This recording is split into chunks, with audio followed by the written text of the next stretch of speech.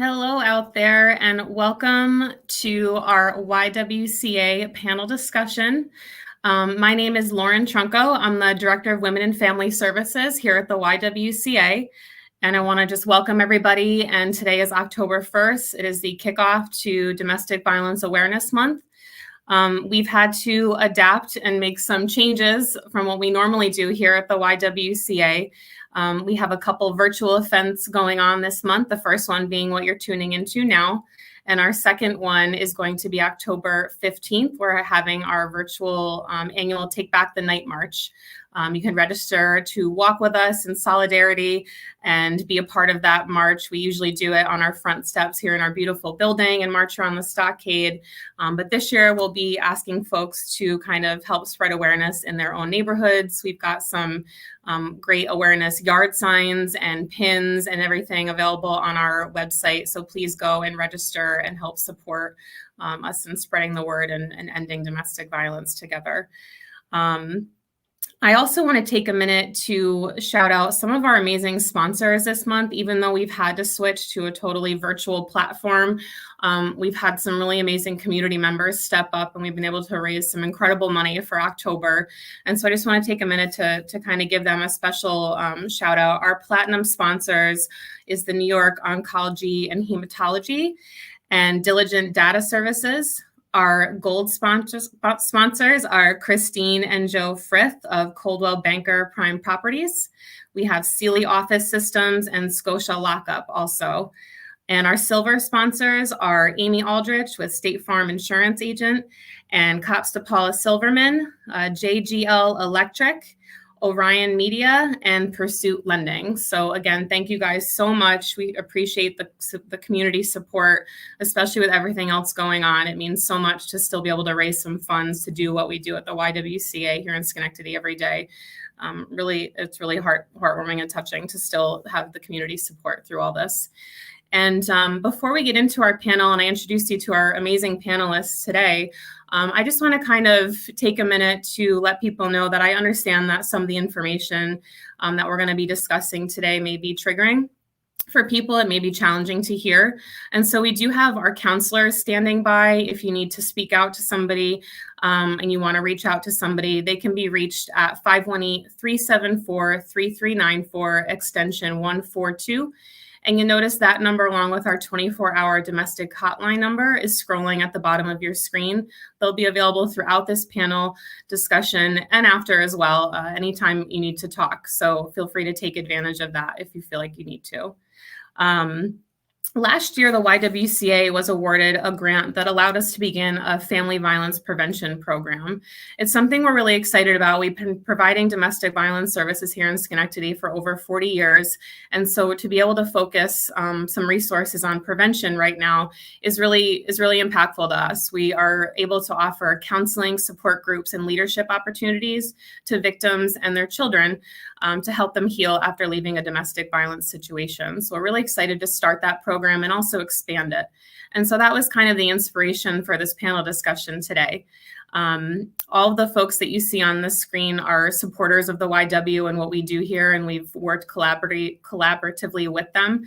And so they've agreed to kind of just talk about this really sensitive subject about how domestic violence impacts children. And so we're going to get started and kind of hear what folks have to say. And just, I'm glad you're part of this discussion with us. And yeah, let's see what happens. So I'm going to have them introduce themselves first. I already introduced myself. So I'm going to start with Heather, if you want to start. Sure. Good afternoon, everybody. My name is Heather Wilson. I'm a supervisor with Schenectady County Office of Family and Children Services. Majority of my career has been spent in Child Protective, investigating cases of abuse and neglect and maltreatment of children. Thank you, Heather.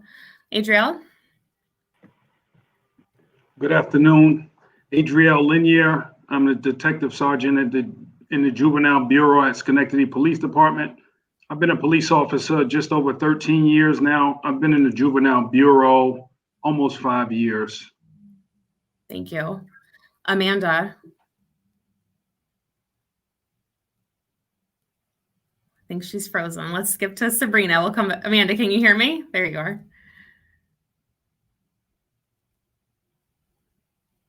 Oh, you're on mute still.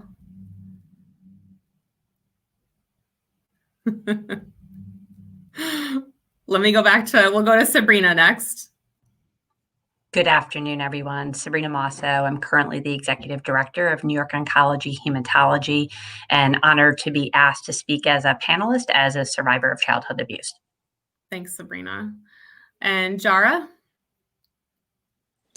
Good afternoon, everyone. Jara Traina. I'm the Director of the OCFS Bureau for the Prevention of Domestic Violence and Victim Services. OCFS licenses all domestic violence programs in the state. We also oversee all social work services, including child protective and domestic violence collaborations. Thank you. Thank you, Jara. And Jen and Matt. Hi, I'm Detective Jen Chizik, and I am a domestic violence detective, and I work in the Special Victims Unit here at the Schenectady Police Department. And my name is Matt Deering. Actually, I started with Adriel just over 13 years ago here at Schenectady, and my current assignment is I'm in charge of training for the entire police department. Awesome. Thank you guys so much. And I see Amanda's having some connection issues. Amanda Tucker is a big supporter of the YWCA and came on in October to support our events and is also a child survivor of domestic violence. So I hope she can come back in to kind of share her experience with us. So I'm going to start with the questions and we'll get right into it, you guys. So Sabrina, until Amanda can kind of chime in and help and share her experience too, can you tell us a little bit about your childhood, where you grew up, who was in your house, and a little bit about kind of the abuse that was happening when you were growing up as a kid? Yes. So I grew up outside of Utica. I am the oldest of 5. I have 3 incredible brothers and a sister. And it was my stepfather. So my mother married when I was just about 2 years old. Grew up in, I think as many people who lived through that, things that are violent and sometimes unspeakable and unreasonable almost from a child's point of view, whether that is verbal or whether that's physical or whether that's things that in retrospect, you're like, that was set out as torture. Like, how can that be normal? Right. And still something I think we'll talk about people struggle with. The how long till I was a little over 16 years old. The ending it's odd because it, for us, and I reflect like this, it was gradually, and then suddenly, right? Repeated, running away, repeated my mom reaching out for help, repeated shelters, things like that, until I think at the end of the day, my mom had to shoulder that burden of 5 kids until she truly had the support services she needed under her to do so. So a little, between 2 and a little over 16. Okay. And Amanda, are you able to unmute yourself? Oh, I think we can see you. Do you want to introduce yourself? I said an introduction for you, but just to join in. Sure. I'm Amanda Tucker. I am volunteering to help with some events at the Y, and I'm a supporter of the YWCA. Great. My story isn't as intense as Sabrina's. However, one of my earliest memories is being in my mom's arms and my father waving a lit cigarette in her face, screaming at her. And they divorced when I was 2. So that's a very early memory. I am the only product of my mother and father. I have an older sister by my father that's 5 years older, and a younger sister with my mother that's 5 years younger. I grew up with my mom and my younger sister. We moved around a lot. I went to a bunch of different elementary schools, and she dated, and there were some not nice people there as well. And although my father wasn't abusive towards me, I saw the abuse with my mom when I was young, physically, verbally. He was very controlling. So I did see him on the weekends, but his violence actually ended in his death. So, and we'll get to that. But I grew up with mostly a single mother. 2 kids, moving around a lot. Yeah. Okay. Thank you. What feelings do you, Amanda and Sabrina, maybe Amanda, you want to start this time. What feelings do you remember experiencing as a child kind of in that situation? I know you were young, but I'm sure it had impacts on you as kind of watching your dad, as we've talked about, with maybe new girlfriends as you were growing up and getting older. What kind of feelings do you remember experiencing? I remember he had dated this woman from the time I was in kindergarten until he passed away when I was 13 in 8th grade. And I remember seeing her with black eyes. And I remember him taping the thermostat and telling people not to touch it, and just being very angry. And it was, my mom always used it as, I'm going to call your father. And I was terrified of him because I remember things and I heard the stories. And I'm sure that was like her only out to get me to behave, but she did her best by keeping us in line. But a lot of why, like you should be taught from a young age not to hit people, not to hurt people, to treat people the way you want to be treated. So I just remember wondering, like, why would he do that? A lot of confusion. Yeah. And fear, I didn't ever want it to happen to me. So I stayed straight, Yeah. I was terrified. Yeah. How about you, Sabrina? I'd say what, I'm sure resonates with many other individuals too. For me, some of the early stuff is the fear and terror part, right? The crystal clear portions of memory, hiding under a bed. And I know I was still really, really young, and seeing my mom's face on the floor, right, and being hit and kicked over and over again. And I had a book, like a kid's book called The Pond. And it's very strange because I love that book still, right? Because it was almost like a meditative mantra. You would read that book over and over and over and over again, because it was as if the other stuff wasn't happening around you. And then I would say, like, this movement to this time of like shame, trying to understand like words that you don't know when you're a kid, right? And you don't know what a effing WHORE is, right? You don't know what those words are. You're a filthy SLUT, just like your mom is. And being like, I don't even understand. Like, I'm 2 years old, right? What is that? And then when you grow up that way and then you go to school, and you knew it was bad because of the way it was said, right? And it was accompanied by kicks and hits and punches and everything. But when you go to school and then you understand what that truly means, you're trying to wrap your arms around, like, but I'm not any of those things. Like, I'm also a kid going through that. A lot of uncertainty, right? You just didn't know what the day was going to bring. A lot of fixing things ahead of time, as in he had one fork that, he ate dinner with. So you better make sure that fork was out there, because we've seen the repercussions of that specific fork, not being there. And again, as a kid, not even thinking that was odd, just being like, that fork better be washed, it better be clean, the table better be set. And very much protective. I was the oldest. My brother's 4 years younger than me, right? And then the rest of them are in, pretty rapid succession. And it was the ongoing threat, right? That if you don't do this, or if you do this, or you run away, or you tell a single soul, with a gun out and everything else, like, I'm going to kill your brothers and sisters. So that piece of like, then there's the responsibility piece that you're never going to leave, because what are you never going to do? You're never going to put your brothers and sisters in harm's way. So just a whole bunch of juxtaposition of some really intense feelings for kids.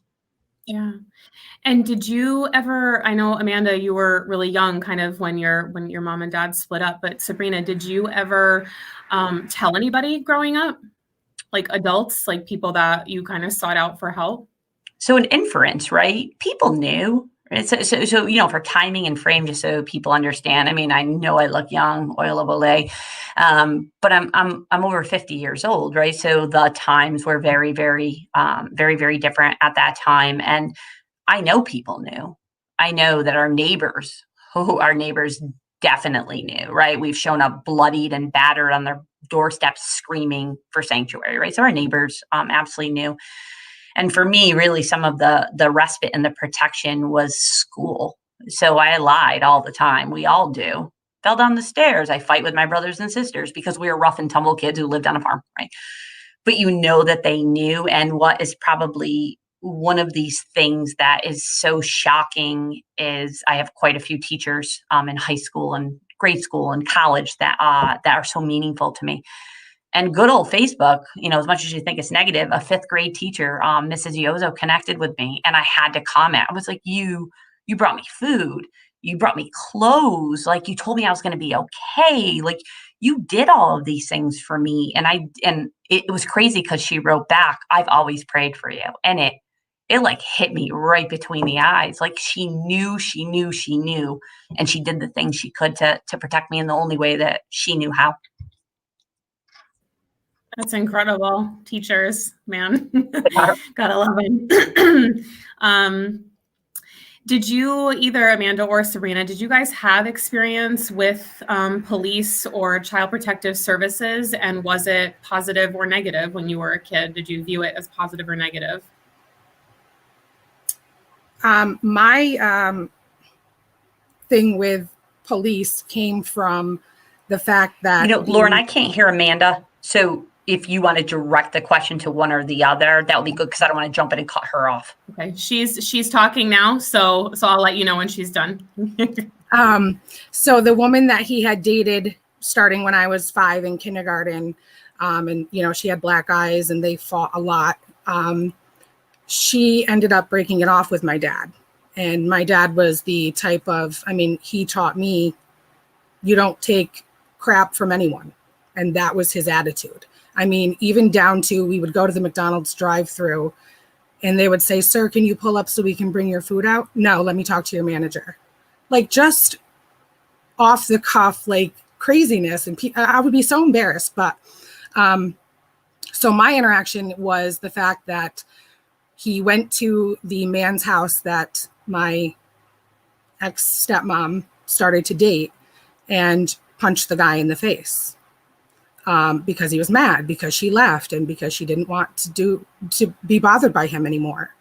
So the neighbors called the police, and the police chased him, and it ended in an accident where he was killed. So it was his violence that brought that police presence. It was his violence that he ended up succumbing to, because he couldn't control his anger or his drinking. He thought he was just going to go assault the guy and go back home and call it a night. He left the radio on, his alcohol was on the table. The rules didn't apply to him. So a lot of experience with the police in general. Right. So then, because the officer was in the accident and broke his thigh bone, he got an infection in his leg. He couldn't return to work. And my father was in the wrong. It's sad and it's unfortunate the way it happened, and there's 2-3 sides to every story, but they ended up suing the estate and taking everything that he owned: houses, apartment buildings, snowmobiles, boats, vehicles.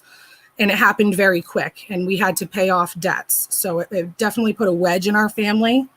I was 13. My older sister, his previous daughter, was 18, just graduated high school. So it was his violence that ended up taking his life, because if he hadn't been doing that, they wouldn't have been chasing him. There would have been no accident. So. Yeah, thank you. Sabrina, how about you? The response, I almost have to tie up with my mom as well. So again, I'll put in full declaration, I love my mom unconditionally. She's an amazing woman. As a kid, you don't know what the adult who's suffering that abuse is dealing with, right? And 5 kids, no job, no license, no family, right? The cutoff of everything. So remember, I said showing up, bloodied and battered on our neighbor's doorstep, screaming for them to let us in. Of course, the police are going to show up. And every single time, without fail, they left. And I remember one time being told, and it was the last time I ever interacted with the police, I would never speak to them again afterwards. And even after I was 16 and things were rolling up, I refused to speak to the police, because in a certain interaction, an officer pulled me aside and asked me to keep my brothers and sisters quiet and that this wouldn't happen. And I just remember that, like, I had the dual rage, right? The rage at the, how dare you say that to me because I'm a kid and I'm not, like, I'm supposed to be in charge of these kids, like, take care of that guy. And then real rage at my mom because she was a liar. And I remember that, carrying that forward for so long. Like, you lied, you lied, you lied. There's safety. An officer is safety. An officer is refuge. An officer is help. An officer is strength, right? It's all those things like you grow up with. You're like, these are the good guys and I need them. Like, put me in the car and like, get me the hell out of here. And it just became, after multiple times, you were like, But as an adult, realizing that though proof was kind of in front of their eyes, you really needed the other adult in that relationship to have the courage to say something.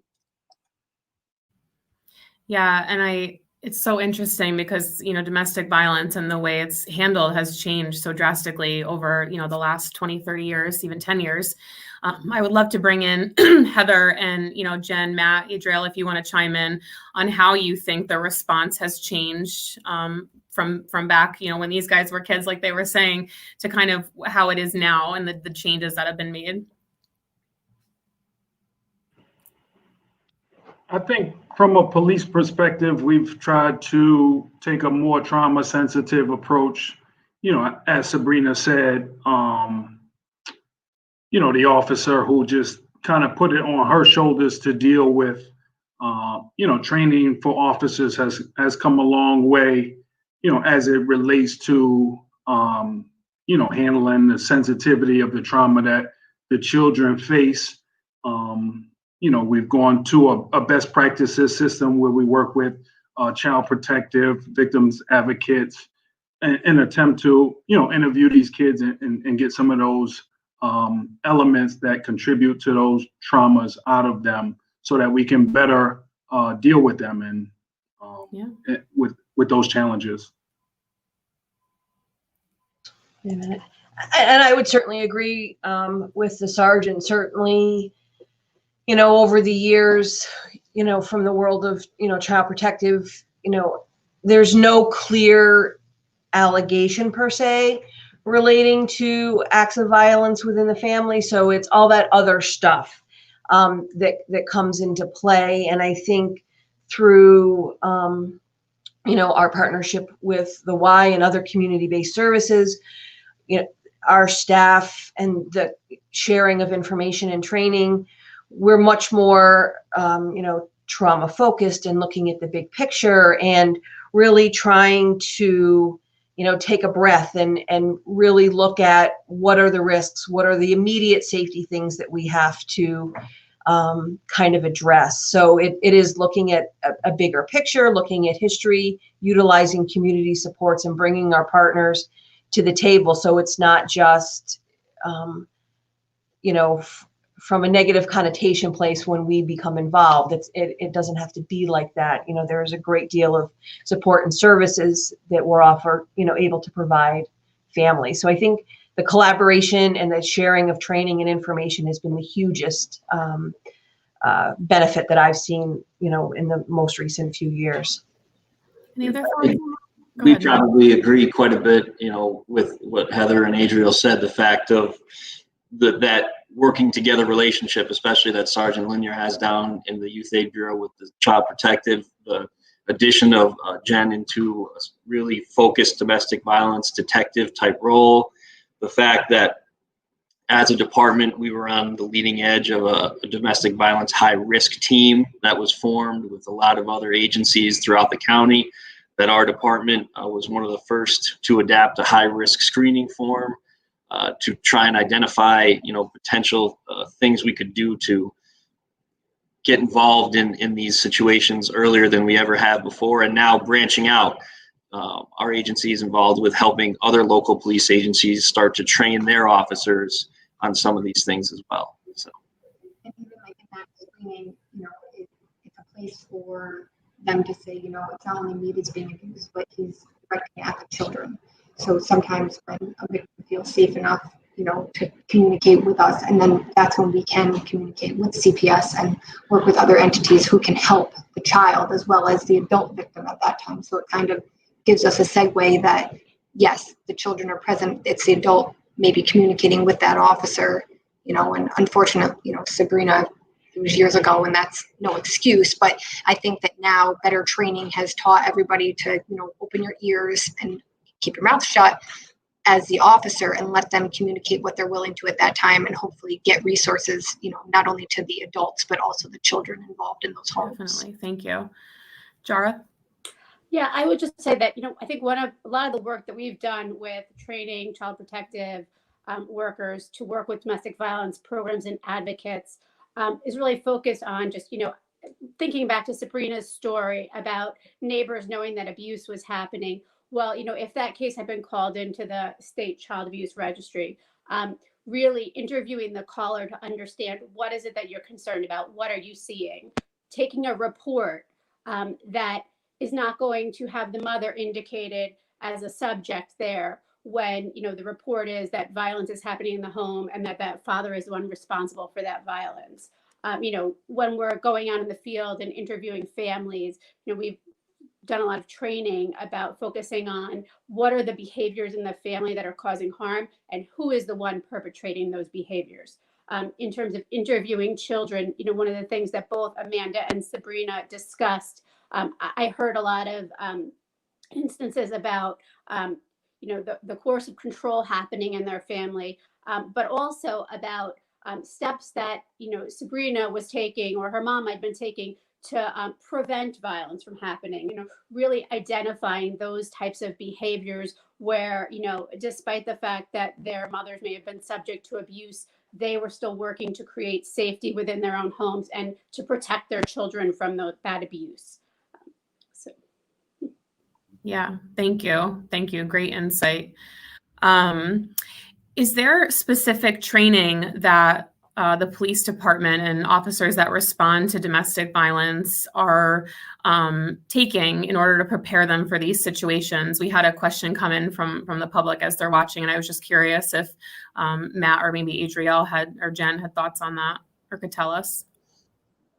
So we have a really good working relationship with you guys at the YWCA. I know, we bring you in almost yearly to participate in some of our officer trainings, give us kind of updates, let us know what's new, what's cutting edge, some new tools that our officers can kind of use when they go out there and encounter some of these situations. And I think that's kind of the best aspect that we could describe it as, is to keep those lines of communication open with you guys. I know definitely down in the Youth Aid Bureau with Sergeant Linier, that close relationship with Child Protective, updating those detectives, is very important as well. So there is that constant communication back and forth. We also have the benefit, where a lot of other agencies may not, where we have 2 domestic violence advocates stationed in our police station during the week. That if officers feel it's at that level, we can bring those families that need it right down here or get them in contact almost instantly. I think one of the major changes that I've seen as it relates to domestic violence over my career was the implementation of what they call a pro-arrest domestic policy.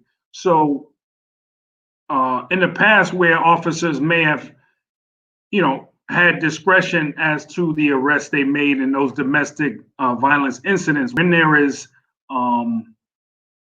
evidence that a crime occurred and it relates to those domestic violence situations, they no longer have any discretion, and that pro-arrest policy dictates that they, take action at that time. So.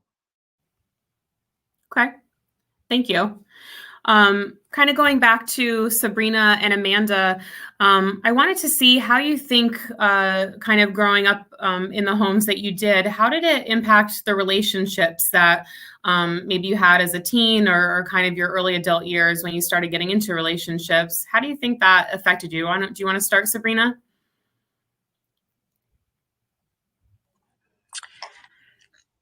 So I was insta breakup.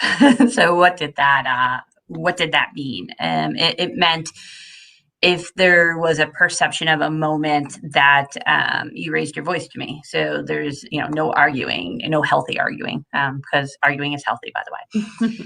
There was nothing that felt healthy about that. If there was any sort of ever, if you dated me, you dated my brothers and sister, if that made sense, because they were with me. Like, I was responsible for them too, like post everything.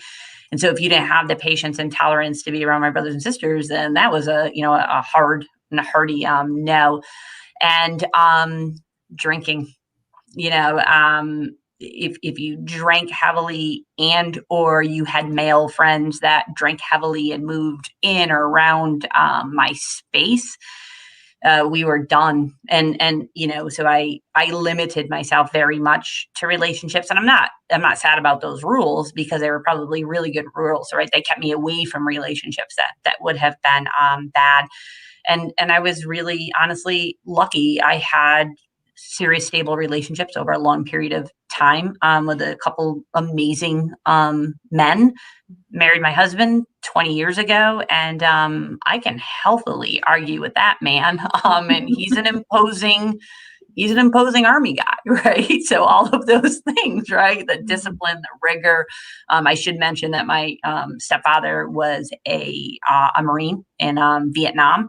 So that military piece, which you would think would terrify me, from what I was told and heard and was directed towards me as a child, would actually almost make me anti-military. And that was weird, because it did the opposite of that. So yeah, a little strange. Insta breakup lady was probably my call card for a while. That was your reputation. I'm not dating you. It was really the reputation ever. What about you, Amanda? So I moved out of the house when I was 17, a month after I graduated high school. I shared a room with a 12-year-old. I didn't care for that much. I think my mom tried to keep me under her thumb with fear that maybe I would start to get myself into trouble. So I actually started college for criminal justice. I wanted to be a police officer. Thank you guys for your service. And I had to, so I was dating a guy that was 22 and I was 17. Right off the bat, my mom wasn't crazy about it. I always pushed the nice ones away, and I liked the bad boys. So he was older than me. Then I find out he was a recovering drug addict and alcoholic, but he was sober when I met him, and I fell in love with him. And then he would sneak off and do things and relapse and lie to me. And it was almost like, because of the chaos in my life so I had to stay home alone after school, because my mom worked full time, and I only saw my dad on Sundays, and we moved around a lot, and I had a stepdad for a while, and then I wasn't allowed to see him anymore. When he found his new wife, I was kind of pushed to the side, and it was almost like I wanted that activity in my life. And he became abusive and would tell me that my mom was nothing but a WHORE, and I was just like her. And he, so this was 3 years after I lost my father in a car accident. So dealing with that while he drank and I worked and went to school, I had to drop out of college to get therapy. And this woman did extensive things with me. And at first it was awkward, but it helped. I mean, the guy that I dated bit my face, smashed a radio that my dad bought me as my last birthday gift, and told me he was never coming back. I mean, just awful, awful things. So I got away from him, and then I dated another guy, older, probably about 10 years ago. And he just was the same. I mean, I knew that he was being unfaithful. So I went to pick up his phone, and he tackled me like a lineman. I mean, my ear was bleeding, my chest was bruised. I went to the emergency room, and I pressed charges on him. And in between those two, it was almost like I became a man hater, where I would confront men and be like, you're not going to treat her like that, or that's not happening. Or, I built up this defensive wall of, I'm going to protect who I can, because people don't stand up for themselves. So it did affect relationships when I was young. And I remember it was my first apartment. It was a 1-bedroom. I paid for it all by myself. And he would do those things to me and then try to leave. And I would sit in front of the door because I didn't want to be alone. And it was like, I just dealt with it. Like, I just thought, maybe he'll change. And I would lie and say that he didn't do these things to me and these bruises weren't from him, because I thought if I told the truth and then he changed, nobody would like him. So I wanted to save his face a little bit, and I shouldn't have. Yeah. Yeah. Interesting. The contrast between you and Sabrina, for sure, as far as the different kind of outcomes and how that happens. Kind of my last question for the two of you is kind of how you think the trauma of kind of that unhealthy relationships growing up, does it still affect you even today as an adult, and how, if it still does? Amanda, do you want to start with this one? One of my very best friends deals with domestic violence a lot. She has in numerous relationships, numerous run-ins with CPS, and it frustrates me because I know now the other side of it, the knowing that it's not okay, the standing up for it, the stopping it. I know that that's what should be done. And it's frustrating because she doesn't see that. She just continues to live through it, and it happens, and she deals with it. And I don't know how she does it, but it frustrates me. I mean, there was a time where her spouse made her walk in freezing rain, pregnant, with her 7-year-old daughter, from the post office on New Carner down Albany Street.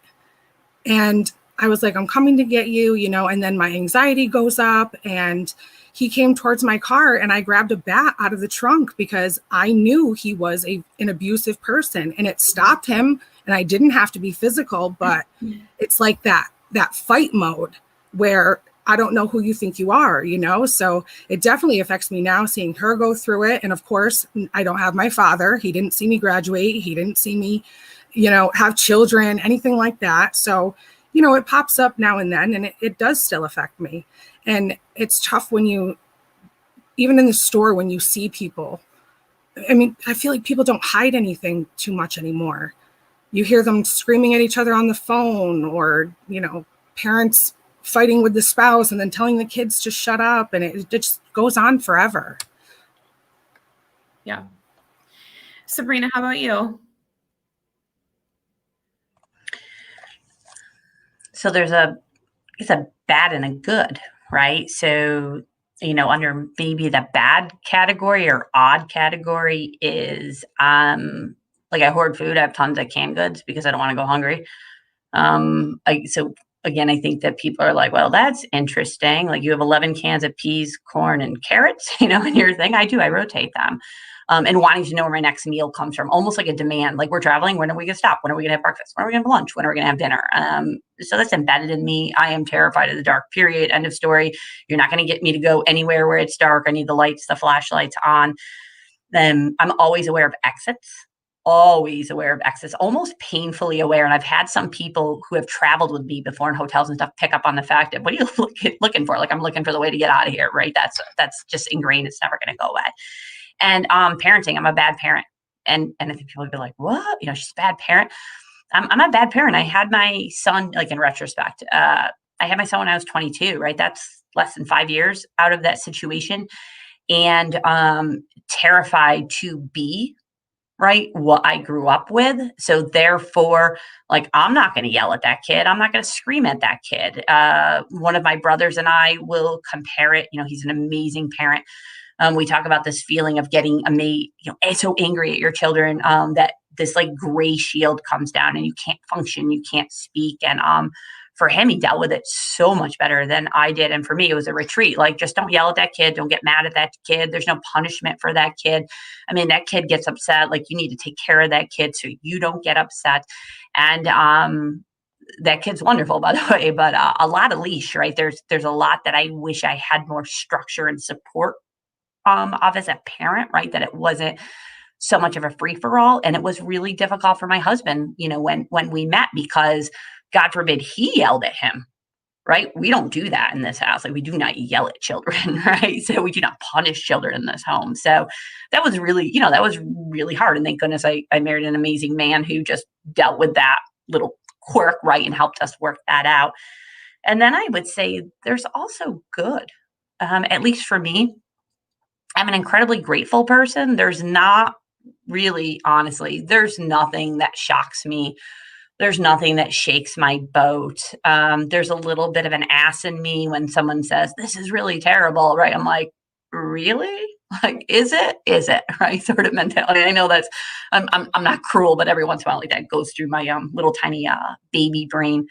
I'm incredibly loyal, right? I know that I love ferociously, right? You are part of my tribe. You are part of my family. Like, I am yours all day long, every day. A skilled secret keeper, right? We're kids that grew up keeping secrets forever. And I'm a vault. You tell me something, it never goes anywhere. It's just part of that sacred stuff that came out of something really bad. And I would say over and over again, comfortable with courage, like comfortable putting myself in front of other people who may not feel that courageous, and whether that's in a business sense or a personal sense, this incredible feeling of, I'm going to be okay, because honestly, what's the worst that could happen? And to me, the worst happened. So nothing is off the table with that. So it's interesting. I see, again, that came with age, right? And maturity and help and love of my family and my friends and my husband. But to realize that there are things that made me the person who I am. And by the way, I actually really like myself, which is probably a great place to be in for many people. Yes, agreed. Thank you. I want to kind of, you guys touched on it a little bit, but I want to kind of throw it to Adrielle, and maybe Heather, you want to chime in on this one, as far as, when kids go through that trauma at a young age, and as we heard Sabrina and Amanda talk about, not really knowing the words to describe their experience.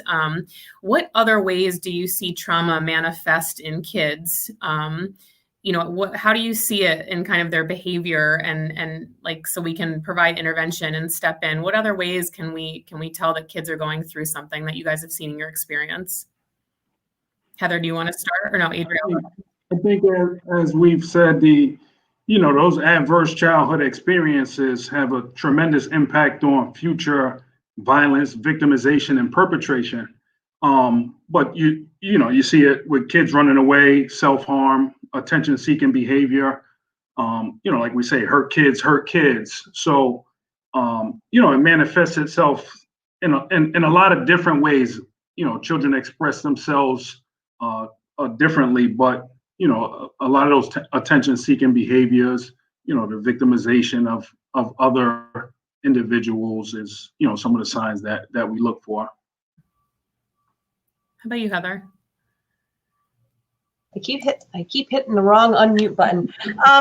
Some of the same thing. I mean, certainly, our workers, we don't focus on any one specific allegation when we assess families. We assess for a whole bunch of different things, and certainly with kids, sometimes we see kids who aren't going to school regularly, and that raises the question, how come? Is there something happening at home that they feel they need to stay home because maybe violence won't happen if they're home, to kind of quote unquote protect, which I don't know how an 8-year-old feels that, they're the protectant, which in and of itself is a problem.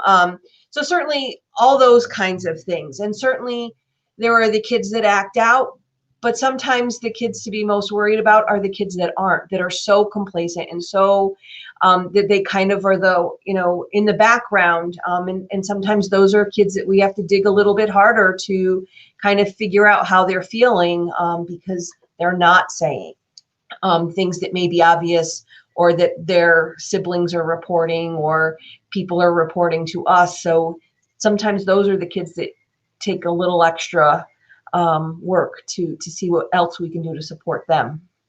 Yeah. And Jara, did you have anything to add on that one?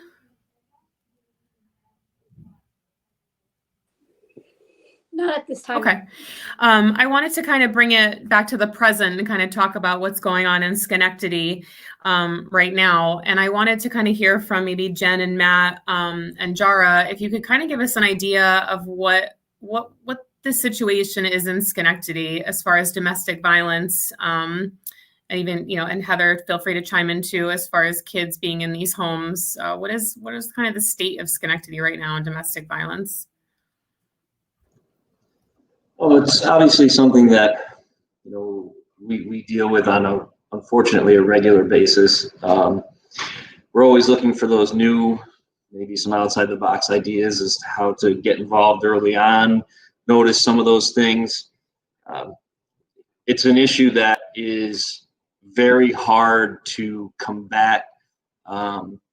Something happens on the street or a crime committed on the street where an officer is driving by or can see, or someone else can see, and report. Those are things that, go a long way in our business. And things that happen behind those closed doors, inside houses, are very difficult for officers to, I guess, for lack of a better word, prevent. That's why we've had these partnerships with the various agencies throughout the county here, and work to educate our officers when they go to a house or they go to a school to interact with the kids, to pick up on maybe some of those things that Sergeant Linier and Heather were talking about earlier on, and develop those relationships and dive a little bit deeper and see, what else potentially is out there.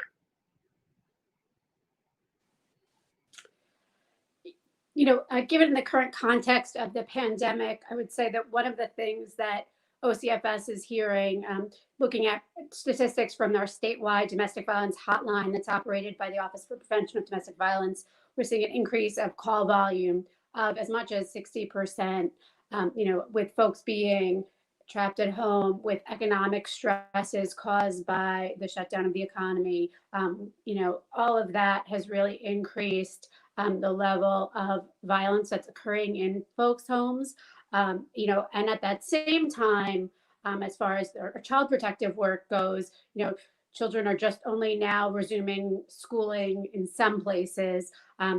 Teachers are the most common mandated reporters, as Sabrina was describing, who really get a sense of, dynamics of family violence at home that are impacting children. And so there's been, less call reporting to the state child abuse hotline. These are all kind of trends that are troubling. At the same time, we know that while domestic violence may be increasing, so many victims don't reach out to programs such as yours for assistance and for help. Families may feel shame. They may worry about child protective involvement.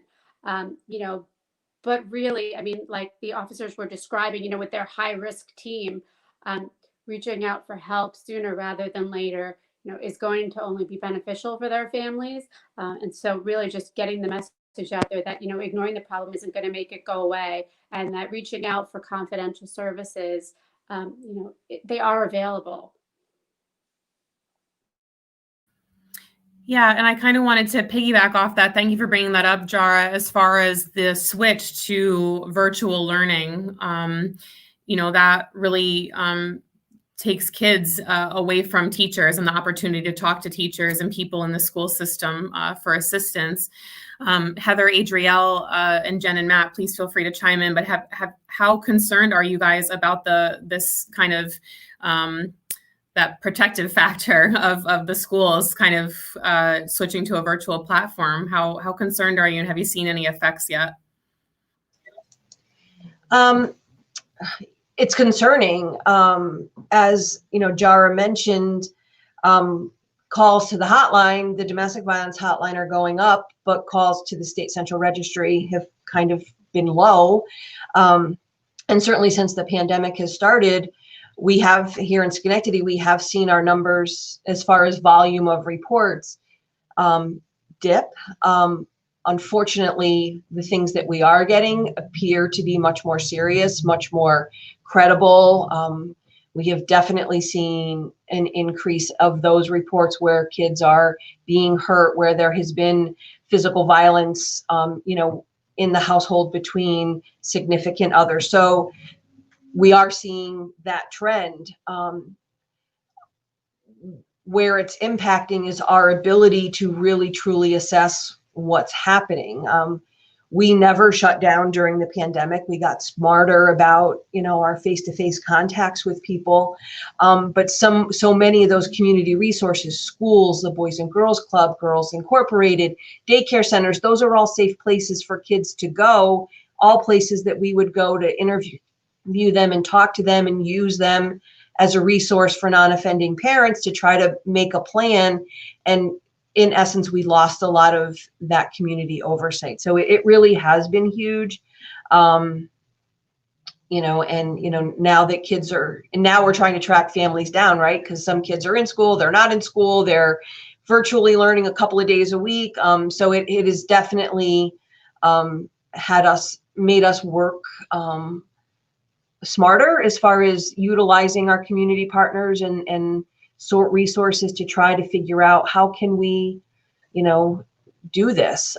Schenectady, we're kind of coming along on technology, so we're doing a lot of Zooming and FaceTiming and trying to meet with people where we can to address all the safety issues. It's definitely been challenging. Anybody else wanted to chime in on that one? No? Okay. I know we're kind of getting close to time, so I had just a couple more questions. For Heather, maybe Jen, Matt, Adrielle, and Jara, feel free to chime in on this too. How is the safety of children in these homes assessed? If maybe the abuse isn't obvious towards the children, or if maybe the victim in the situation thinks that they're shielding, the kids from the abuse, how is like an assessment done to see what kind of effects it's had on the kids and what kind of course of action to take? So when we get a report of suspected abuse or maltreatment, our workers are trained to assess for everything. So I routinely say we don't just address the words on the paper. So we're assessing caregivers and the adults in the home for mental health, substance abuse, obviously, issues related to violence, mental health concerns, provisions. Again, what's the condition of the home? Do they have the provisions and things that they need? Collateral contacts with service providers, friends and family. So we have 60 days to conduct that investigation. We have a whole bunch of time frames as far as seeing and assessing health and safety within 24 hours and notifying folks within time, with certain parameters. But we will meet people and see people where they are and do our best to gather all those, other pieces. Certainly a report might come in again because somebody's not going to school, and then we find out that there's, multiple police calls. There's, neighbors are reporting, acts of violence, and then we shift our focus to figure out the health and safety concerns that are present. Like the police department, we are very fortunate to have 2 advocates here in our office. They sit on the floor in cubicle spaces with our workers so that they are a constant source of brainstorming and reviewing reports with us and helping us strategize what's the safest and best way to address this concern.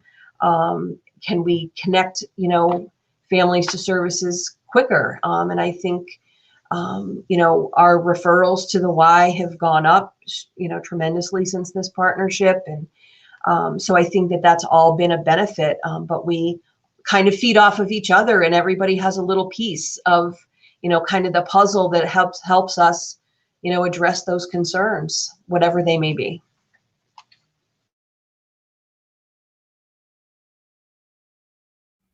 Okay. Jara, for you, I talked about the grant that we received at the YWCA last year to start kind of our own family violence prevention program and really interrupt this cycle of violence. I don't know for Amanda and Sabrina specifically whether there was generational domestic violence, but I know certainly in Schenectady, for being providing these services from the YWCA for over 40 years, we've seen grandma, mom, daughter, and now the next generation of victims, kind of getting caught in this cycle of abuse. So we're really, really wanting to switch gears and focus on prevention. And, as OCFS, as someone from OCFS, can you talk a little bit about what initiatives or what's going on around New York State that's kind of working towards this? Sure. So you are correct. Healthy relationships and focusing on working with younger and younger children, excuse me, as part of primary prevention is definitely something that the state is very interested in. Our New York State Coalition Against Domestic Violence has started doing some of this work, and really incorporating more preventive work is a goal of ours for the future. As you know, it's a tight fiscal circumstances right now, but we are encouraging, all of our child abuse prevention programs to be providing these services, to be thinking about incorporating prevention of domestic violence work in really all of the services and outreach that they are providing to families. So we recognize the need to really stop this cycle. And a lot of the work we're also doing is focusing on, adverse child experiences, providing training to domestic violence programs on identifying those, understanding them, and then really, like you said, figuring out how to interrupt those, how to enable folks to make better choices, to understand the decisions that they have in their lives, and to be able to effectuate change, in terms of raising children. The other piece of the puzzle, I heard you say, that you see these issues with mothers and daughters, is really engaging men in this discussion. So the Office of Prevention of Domestic Violence is now convening a task force that's looking about abusive partners, how to work with them as parents, because, as both Sabrina and Amanda, discussed continuing roles with their fathers despite the abuse, that may have been occurring in their home. And so that recognizing that those relationships continue, but really focusing on how to utilize that relationship as a means to effectuate, the abusers changing their behavior, is a lot of the work that we have been focusing on. Yeah. Great point to bring up, Jara. Thank you for bringing that up. Obviously, at the YWCA, we have our focus and kind of what we've kind of focused our resources on, but it definitely doesn't make it any less valuable piece of the puzzle when you talk about the family and how to heal from this, for sure. So thank you. And one more question for kind of Sabrina and Amanda, if you guys, kind of looking back now, and obviously with all of us other folks on this call being providers and people who are working with these families now, is there anything that you have the, insight to think would have helped when you were a kid back? I mean, I know, Sabrina, you talked about your teacher, but is there anything more that could have been done to provide support, help, healing back when you were kind of going through this as kids? Sabrina, do you want to start? Yes. And it's an unequivocal no statement. And why is it a no? The infrastructure wasn't there. The support wasn't there. The shame, right? Everybody knew. Come on, people. I mean, I'm telling you, everybody knew. But there's also the fear and the terror.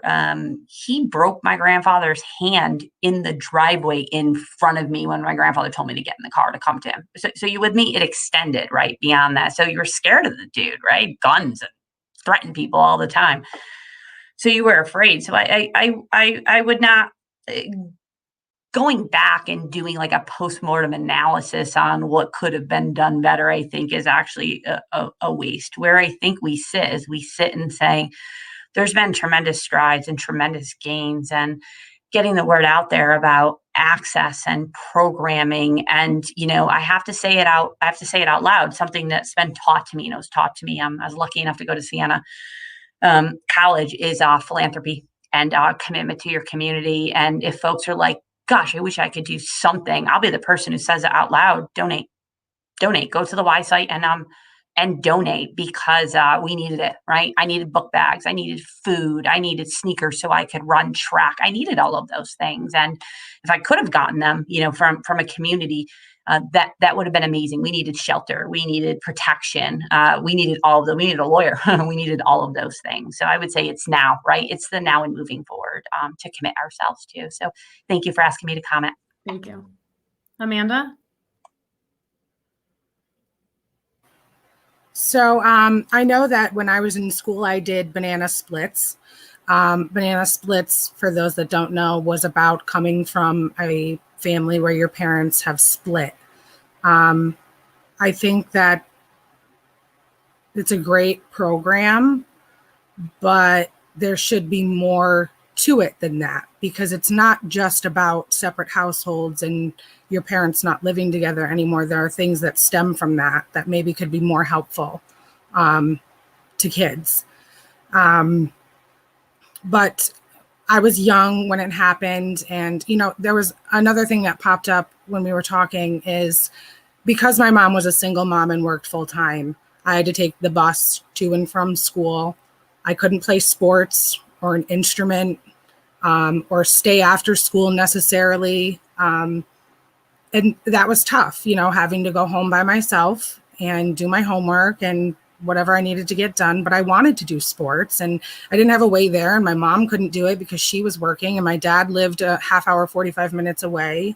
So I think if there's a way to get these kids involved in more things to help them cope, to help them deal with anger, and get them on the track of no matter what happens at home, deep down, what's right. And that you're not going to continue this. Thank you. Thank you. I just want to say such a huge thank you to everybody sitting here on the screen with me for this past hour discussion. It was just such kind of the tip of the iceberg, but I just really appreciate all of your expertise and your collaboration with us here at the YW. Amanda and Serena, you're both amazing. And I really appreciate you opening up about your experiences. I know it's not easy to talk about, but as I'm looking at some of the comments that are coming up on YouTube and Facebook, I'm seeing it's impactful and people are really relating to what you've gone through. I really would again encourage people to march with us in solidarity for Take Back the Night, showing your support for this cause in your own neighborhoods, at your own house. 1 in 4 women, 1 in 7 men are in an unhealthy, abusive relationship. So it's likely that it's happening next door, on your street, on your block, even if you don't know it, or if you do, like Sabrina said, and showing that you support this cause. It is way more common than people realize. The sheer numbers that we see here at the Y. I remember being in a training with Matt Deering a couple years ago and him saying how much time is spent on this issue from the police department's perspective each day, working to kind of address these issues. And so, anything that the community can do to kind of support and just show up and stand up and just say that it's not tolerated, so people know that you're visibly out there and against domestic violence, is such a huge help to us and everybody that you're seeing on this screen right now. And so again, thank you. I think it's a great start to Domestic Violence Awareness Month for October, and very grateful for all of your time. And so thank you everybody for tuning in, and see you soon. Bye.